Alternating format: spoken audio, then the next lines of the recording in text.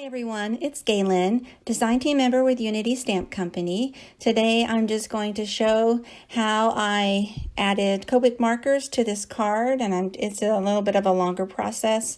And I'm just showing the steps I used and the layers I used, and I also used pattern paper. So the stamping is a digital stamp. I'm not sure if this will come out into a rubber stamp, but right now it's a digital stamp. And so I placed the swing and the girls along with the sentiment together. The kit is There Will Be Sunshine. And I also used pattern paper, which is pink and blue watercolored paper pack by Unity. So I used a lot of Copic markers on this. I really just use this time to experiment and sit and color in with different Copics. I started with very light blue, and the only dark that I added is tiny little spots on the flowers where I think it might need some depth. And so I just gently added tiny bits of dark blue into those rose flowers or the flowers on the swing. And then I come back and I add lighter hues of the blues. Then I go in with a very light blue to blend it. And so you just do this over and over until you get to what you want. I mean, it's really just experimenting with coloring. You can use any markers.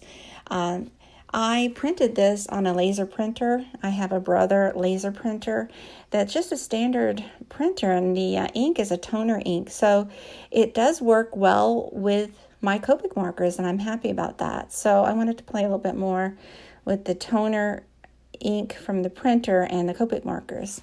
So I'm happy with that. Otherwise, if it comes out into a stamp, you could stamp it with Copic friendly ink and then make sure it's dry, and then, color it in.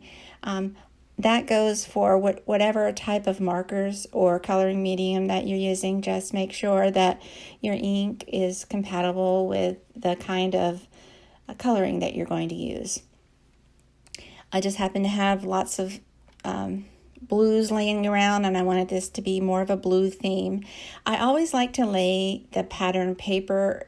If I'm using pattern paper, I like to lay that on the side when I'm coloring, just so that I know which colors to grab and what might match to be compatible with the paper I'm using. So I wanted this pretty floral background to be sort of an accent for the card.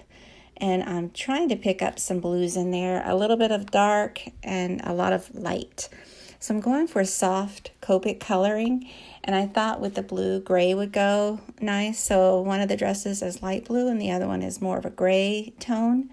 So I wanted more of a muted look for the girls, and so I added shades of gray to one of the dresses and shades of blue to the other dress. I like to go in sometimes with light colors and then dark, and sometimes I go from dark to light. It just depends how you like it. Everyone does it differently. There's no real one way to do coloring per se.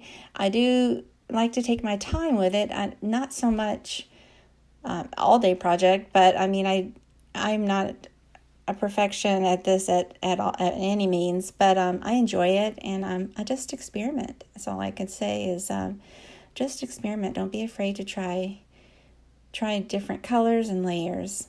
So for the hair, I did add some darker shades to where I thought there may be shadows, and then I come in with light, and then I go over that in maybe 3 or 4 different layers for the hair.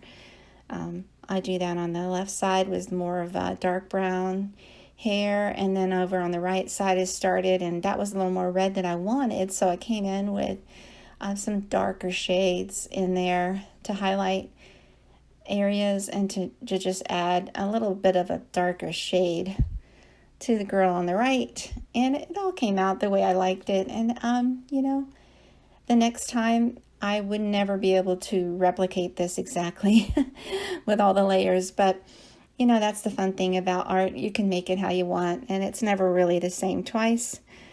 So here for the skin, I add a very light layer of tan first, And then I go over it with a medium tan and outline any places where I think there might be shade or shadow.